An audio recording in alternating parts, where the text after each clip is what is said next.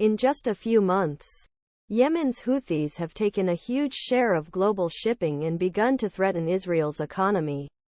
Their stated goal, while Israel, which is more dependent on Mediterranean than Red Sea, has proven its resilience, experts warn that attacks already pose a threat to Israeli economy and could cause greater damage if they continue in face of US-led airstrikes.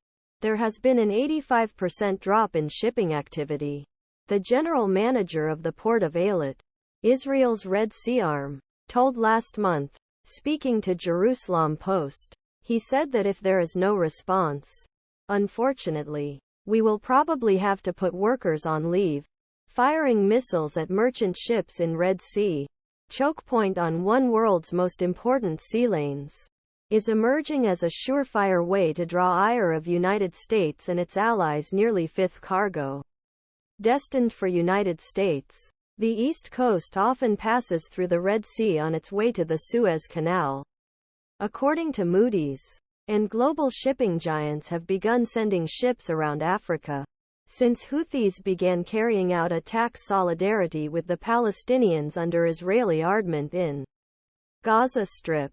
They have claimed that their primary goal is not upset world trade, but to put pressure on Israel achieve a ceasefire. Gaza.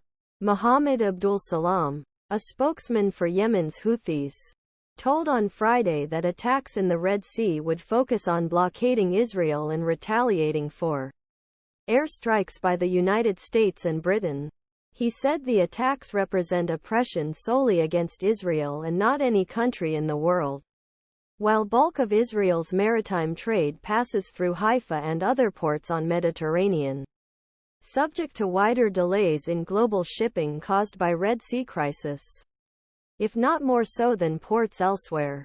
Eilat is an important gateway for some imports from East Asia as point, including electric vehicles from China, which make up the majority of those sold in Israel.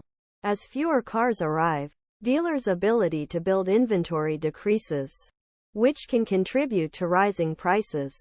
The Times of Israel reported. As for ships traveling through Suez Canal to Israel's busier ports on the Mediterranean, many major carriers have halted traffic in and out of corridor despite a global coalition and US-led strikes aimed at ensuring safe passage for ships.